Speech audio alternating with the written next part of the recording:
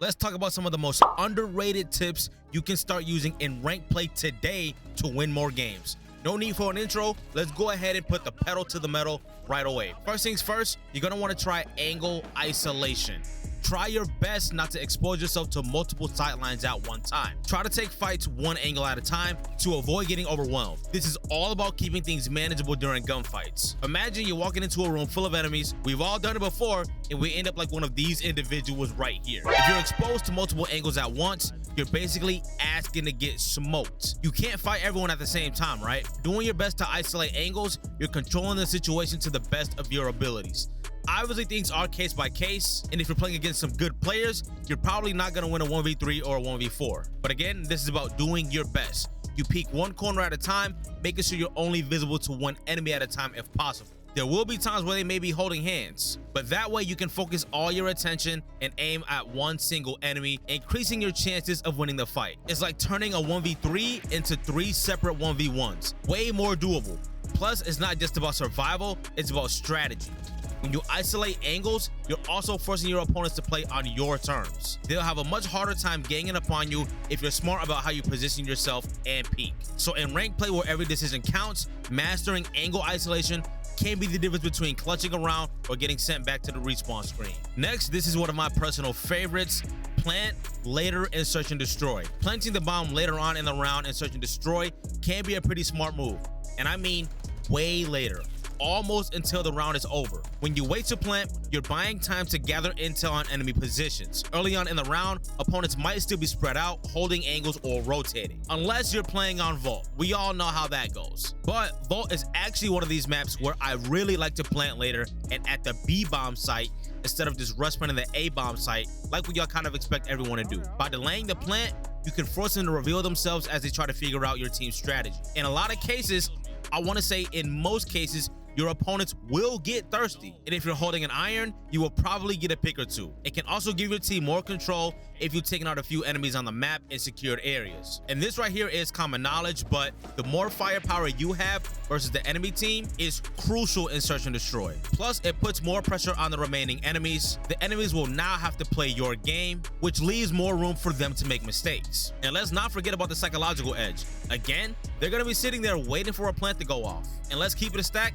These kids in ranked play are thirsty, so definitely try planting later in some situations, but ultimately this is about being a little more unpredictable and keep your enemies guessing. Next, attack the farthest zone in control first. Typically this will be the B zone. By starting there, you're spreading out the defenders, making them scramble and leaving openings in their setup. It'll be harder for them to rotate back to that B zone because most of the time people are going to assume you are going to attack that A zone. So you are essentially giving yourself more breathing room here. So shake things up a bit, go to the B zone. On top of that, taking the farther zone can throw the enemy team out of system. A lot of times, depending on what map it is, whether it be Protocol or Vault, if you rush B, a lot of the times you can at least get one tick off before an enemy can even get a shot at you. It's also smart to get it done when you have plenty of time on the clock, leaving you more time to focus on that closer zone afterwards. Again, it's all about staying one step ahead and keeping the pressure on and keeping the enemies guessing.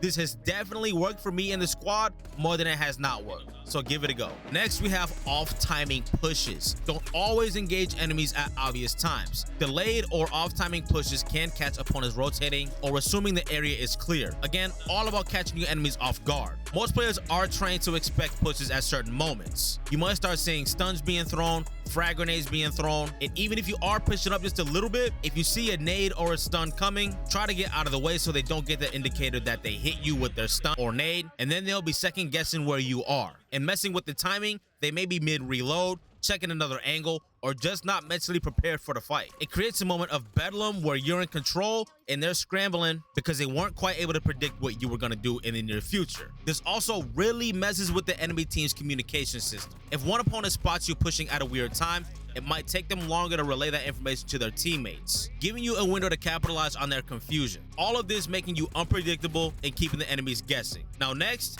abuse head glitches. We don't even need to talk about how annoying head glitches are. While it's controversial, using spots where only your head is visible, known as head glitches, can make you so much harder to hit. At the same time, still allowing you to engage with enemies. And in most head glitches in Black Ops 6, you have the advantage. When you're head glitching, you have full visibility and control to aim and shoot your weapon. It's like saying, hey, I'm here, but good luck hitting me. The beauty of it is it does make you ridiculously hard to hit. Your opponent is stuck trying to land a pixel perfect shot while you're free to line up your shots like you're at a carnival game. It's a great way to be annoying, but don't stay on one head glitch too long, you will get figured out. And if you don't get ripped off, you might end up getting flanked. And yes, head glitching is annoying and controversial, but look, if it works, it works. If it gets you the win, take advantage of it. Next, intentional death for spawn advantage. In rare cases, dying at the right time can help you spawn closer to an objective or with your team to execute a coordinated push. This might sound counterintuitive, but trust me, it can be a galaxy brain move when it's done right. Sometimes dying on purpose can actually put you in a better position for the next play. It's like sacrificing a pawn in chess to set up a killer checkmate later. Maybe you're stuck on the wrong side of the map, or you're too far away to make an impact on the next play. Instead of wasting time crossing the map, you just go ahead, let an enemy smoke you, and respawn. And again, this is very situational though. You really have to be on point with your spawn knowledge and be 100% aware of the situation, because you don't want to just be giving the enemies kills, especially in control, to just be giving them kills. This can help you reset, regroup, and is super effective when done correctly. Next, hiding and clutter. Now, I am super surprised I have not seen more players in this spot. This spot over here in the P2 no man's area on protocol is super deadly.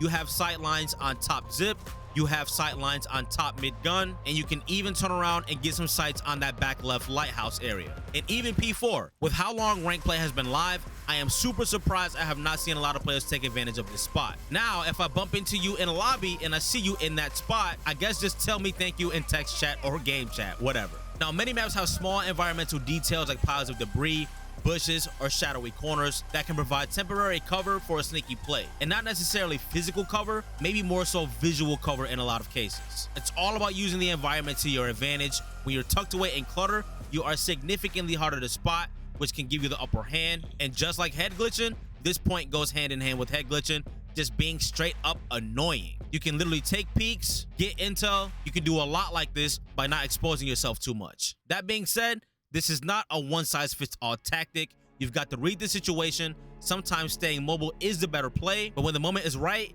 take advantage of these credit situations. You will win more games, and inherently you will get more SR. Next, decoy movement sounds. Now, I do have a couple of classes where I don't run ninja. A lot of the times I will literally sit there and jump, slide, and just make noise, because again, folks in Black Ops 6 ranked play are thirsty. They will push you. Enemies often pursue sound without checking the surroundings properly. Decoy movements can be a clever way to mess with your opponent's heads. By making fake noises, you can make them think you're somewhere you're not, or again, just make them full on try to ape you because they are that thirsty. Especially in tight situations where you want to distract or mislead your opponents. Just remember, timing and placement are key. If you overuse it, smart players will go ahead and make an adjustment, and at that point, you might as well just go ahead and put footstep dampening on. Very cohesive to that last point, ping baiting on the radar. Fire your weapon from a corner of a room to appear on the enemy radar, but immediately move to a different position. Again, they'll likely go ahead and try to rush you because they are straight up thirsty. Again, very case by case. I like to do this if I'm trying to take out a trophy system. I really don't just like wasting my ammo for whatever reason, but by intentionally showing up on the radar, you can lure enemies into a spot that they think you might be. Meanwhile, you reposition or set up, essentially just make them look silly. This tactic works best when you know how the enemies typically react to radar pings. If they tend to rush toward them, you can use that aggression against them.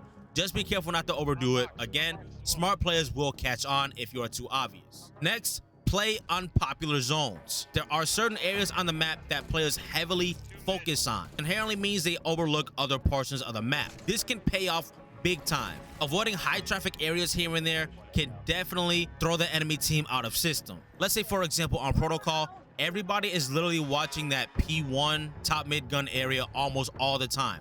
Whether it be from top P3, top granny, bottom P3, or bottom granny, you can always expect somebody to be looking there. That spot that I mentioned earlier over in the rubble on protocol, that is considered one, and right underneath that by the boat, but then you literally go as far out as you can possible without falling off the map. I think that spot is a little more common, but I still don't see a lot of players over there. And at that spot there, you have sight lines on P4, top zip, that dirt area, and you can also hear a lot from this area as well. And if you're in a random spot like this, you might force the enemy team to split their focus, giving your squad an edge. Plus, if you're good at predicting rotations, you can definitely be a headache and take advantage of these cruddy spots. If you have anything to add, do not hesitate to drop your underrated tips down below. If you dug the video, consider subscribing, and I'll drop 2 more videos for you on the screen right here. I upload at least 2 videos here on the channel every single week, and it'd be dope to have you as a part of the squad. Catch you on the next one.